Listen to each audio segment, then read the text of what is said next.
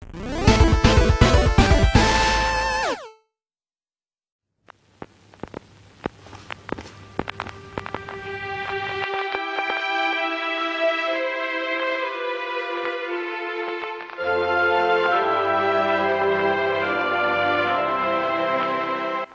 everybody!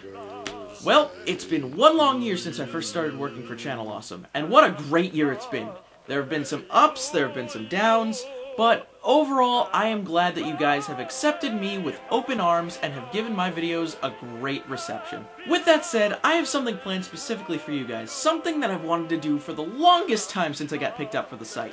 A review of one of my favorite Machinima series of all time. Ladies and gentlemen, today we're going to be reviewing Civil Protection. Smarty. Excuse me one sec, guys.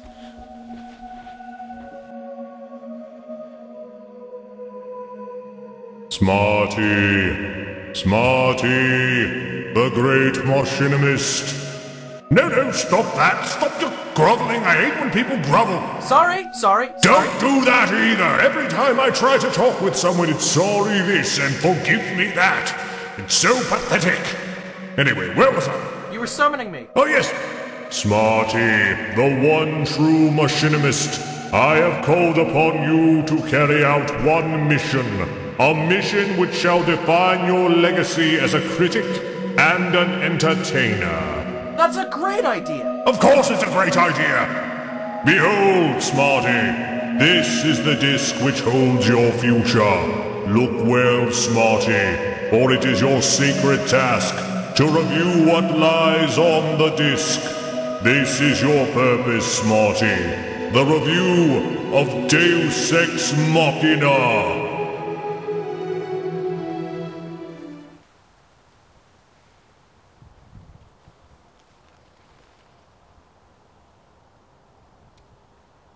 Hey Joey, it's Smarty.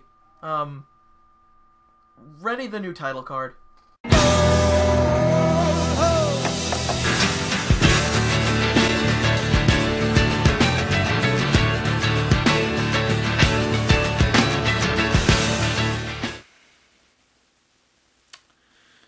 Deus Ex Machina. Deus Ex Machina. Considered to be possibly one of the greatest Halo Machinima series of its time. It was dark, comic book-esque, and overall a unique series. Says every fan of Digital Fear's work. And don't get me wrong, guys, I was a huge fan of Deus Ex Machina. I remember every Sunday just refreshing my web browser just to wait for the latest episode.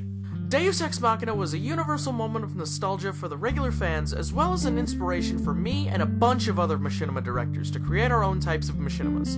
And we are thankful for that. Now that I've said my piece, Deus Ex Machina is a very touchy subject to talk about. Hence why I've taken the liberty of reviving Old Reliable for this episode. Anyway, some people really do love Deus Ex Machina, and some people really hate it. What do I think? Well, you're just gonna have to watch the full review, aren't you? So, enough with lay exposition. Let's start off by talking about the writing of Deus Ex Machina.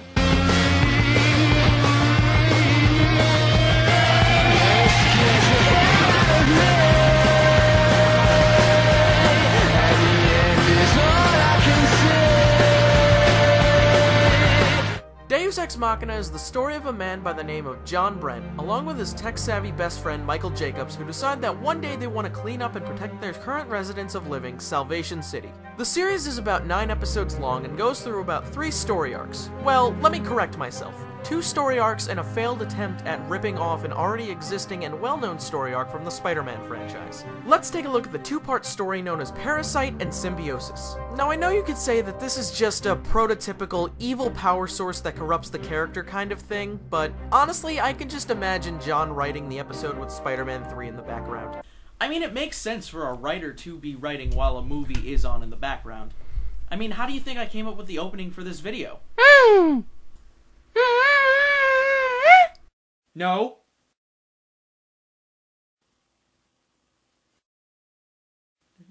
Shut up. Episode 1 is an exposition dump of mass proportions. The episode goes into about how they want to desperately save their city and make it a better place. Okay, maybe they just do it on a whim. Now, back to me. I recently graduated from university, and me and my best friend Michael have been kicking around this idea of cleaning up the city for a few months now. We eventually decided to go through with it after seeing a number of our graduate friends die. Honestly, comparing that to the comic book superheroes, that seems like the dumbest exposition for why a person became a superhero. Batman watched his parents die in front of him and swore revenge on criminals everywhere. An oath tempered with the greater ideal of justice. Superman, born with a moral compass, and after developing superhuman abilities, he decided to use those powers to benefit mankind. Deus Ex Machina! We thought about it for a few months, and then after a couple of college friends of ours, who we never mention again, died, we decided to put it into action. And by the way, how he comes up with his alter ego's name is fucking stupid. What about a name? I gotta have a cool name. Is that really important? Come on, man, I can't not have a cool name. I'm practically a superhero in this thing. Alright, what about Deus Ex Machina? Sounds kinda cool, but I don't want to pick it just because of that. Like, what does it mean? Look up the definition. Okay, hold on a sec. Yeah. The definition is a person or event that provides a sudden and unexpected solution to a difficulty. Dude, that's perfect! Actually, the definition of Deus Ex Machina, according to Wikipedia, is as follows. A plot device whereby a seemingly unsolvable problem is suddenly and abruptly solved with the contrived and unexpected intervention of some new event, character, ability, or object. The best example of this would be the ship that saves Brian in Monty Python and the Life of Brian. Now, this would be a decent idea, but the thing is, it's kind of difficult to take you seriously when you're only choosing your name because it's pretty cool. In other terms, boot on head stupid. The writing for the characters is not really that great either. The villains are your standard one-note evil masterminds who attempt to pose a threat, but somewhat fail. One major example, the Mayor of Salvation City. In episode 4, we learn that the mayor is actually a gang leader known as Plague. Spoilers! Essentially, his main goal throughout the first story arc is to continue to secretly rule the city, and for the most part he succeeds until he is killed in the most Disney-esque way ever. Thank you for choosing Air Deus. Enjoy your fucking flight.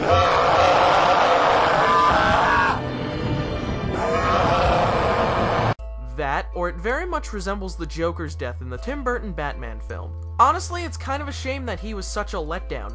The character was written with such a tongue-in-cheek manner which could have led to some potential.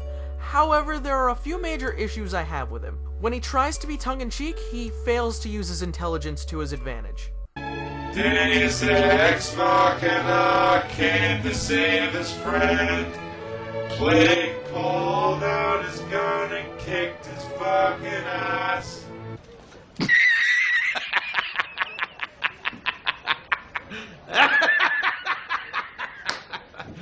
Okay, problem number 1. Friend and ass do not rhyme. So, if you want to sound threatening at all, you're gonna have to go back to the drawing board there, Plague. 2. The filter on his voice is so heavy that I can't understand what he's saying. It's almost like as if T-Pain was trying to hit you up for money. Another issue I have with the writing for Plague is, as a villain, he really does not have a defining moment of evil. You know what I mean, right?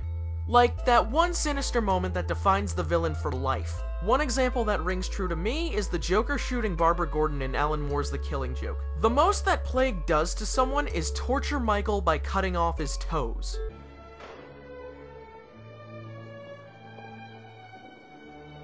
Break another one of his toes. Make it as painful as you possibly can. But I guess I don't have to tell you that, eh? Seriously? Cutting off someone's toes is the best thing you could possibly do?